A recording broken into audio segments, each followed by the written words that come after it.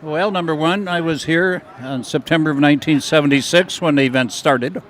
Obviously, this is the 43rd event in succession. The event, starting in 1977 and following, ran the week after July 4 for an awful long time. I believe it was 1989 when another event in the nation gave up their date. And so this pull moved from the 4th of July down, they moved to the 4th of July, and they stayed there. And after some years, realizing that it's mostly volunteer help, and it was to the point where the children didn't get the 4th of July holiday because Ma and Pa both were working at the pull all week or weekend. And as soon as the date became available, they moved to the June date. So that's where we are now, and I am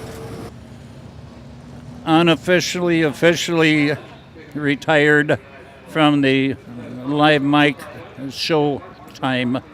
I do a few interviews prior to the show time or between shows, but I guess I got into the microphone thing by accident where somebody else was supposed to go talk with a man about an upcoming event, and he was afraid to go, and somebody had to go.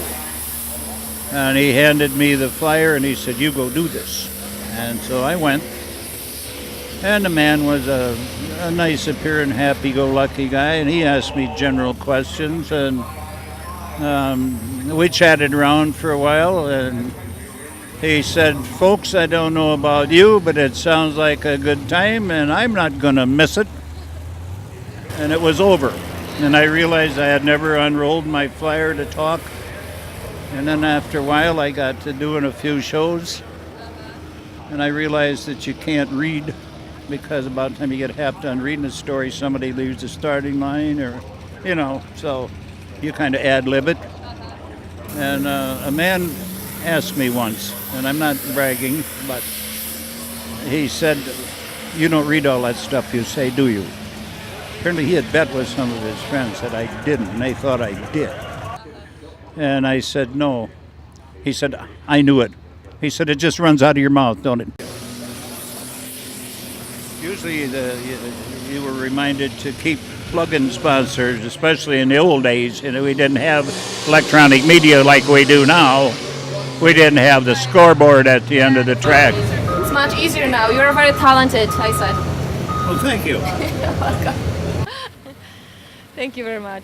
My name's Ron Saval, and I've been on the fair board here probably 4 years now. I've been working at this pull for day one since 1976. So I'm a salesman by trade, so works in the agriculture industry. So it's a long time ago. How the machine looks like?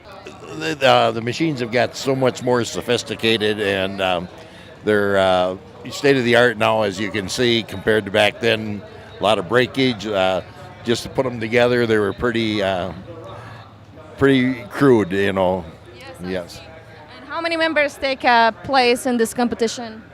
They're here this weekend. I think there's probably 400 and some competitors here. Yes. Thank you. I'm Chris Schreier, president of the Monroe County Egg Society, and we're in Tomah, Wisconsin. We're at the Dairyland Super National Truck and Tractor Pull. Who do you think wins? Have your favorite? Well, he already won one class already, which is Brett Berg out of Minnesota. But yeah. And what would you like to say from yourself? For myself, well, people got to come to visit Tomah and plan to come to this event every June, third weekend in June, and see people from all over the world compete against each other and meet new friends in the crowd and fans from all over the world. Make it better. Good commercial for our viewers. Okay, thank you. Hi. Hi. What is your impression about this event? I love this. This is like the Indianapolis 500 of tractor pulling. I came here when I was a little boy, and I always said I wanted to pull on the track. So here we are. So you're a driver? I drive now and then. Today he's driving. Did you build this machine? Yes. We built it together with help from other people, but mostly we did a lot of the work. It's a competition we run in what's called 9,300-pound super farm, so it's a tractor pull competition. In our class today, we've got 24 tractors competing. So it means that it's not only exhibition, but it's also you can win something. Absolutely. There's funds being paid and points awarded, and at the end of the year, most points will give a payout check, and if you get close enough to get there today, it's good. You absolutely can't go in the field or on the road. It's strictly a 13-second down the track tractor. And what is your name? My name is Roy. Last name's Hardy. Okay, and where are you from? We're from up in northern Wisconsin, town by Cadott. Thank you very much. Who invented it? Bunch of farmers back in the 60s. Farmers first. Farmers first. That's how we started. And what is your name? Chris Larson, And where are you from? Eau Claire, Wisconsin. I'm Gert Dingerink. I come from Holland, and we have we take both two minis with us. The one is the Lambada, and the other one is the Bobcat Junior. And we like competition. And in Holland there is a little bit less tractors, so we go here for a big competition. And I'm Gert Dingerink. I'm 40 years old, and I enjoy to play over here. Tractor. We run in a mini mod class. So it's named Toplands and Lambada, we call it. And now you see we have some sponsors on it from Holland. So there's just only one engine. It's a V8 engine. It's a Brad Anderson motor. And you see it's 4 cylinders on this side, 4 cylinders on that side. This is a V8 engine.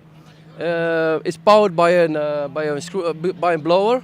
So a big ignition. It makes probably close to 3,000 horsepower. So hopefully we can do good on the track with this one. So this is. Are you going to be here next year? I think I come back in 3 weeks here in Chapel Hill. Thank you. My name's Ryan Jensen out of Osage, Iowa, driving the Rhino tractor. Feeling real good, had a nice hook. We're 3 foot out of first right now and made a really nice pass. Yeah, we're in a field of 24 tough running tractors. That's a lot. So every tractor runs hard, and you just never know. You never know where you're going to end up. So. How about your machine? Did you build it? Yep, we built that from the ground up. Bought it in 2000. What is the great in your machine? Well, there's a lot of things that go into it. Weight, air pressure, hook position is a big thing, and a lot of luck too. So you put those things together, and maybe you can come on top. Yeah, exactly. So. And what's your name again? Ryan Jensen. And where are you from? Osage, Iowa. I'm Trevin Rohde from Rice Lake, Wisconsin. We're just down here in Tomah, Wisconsin.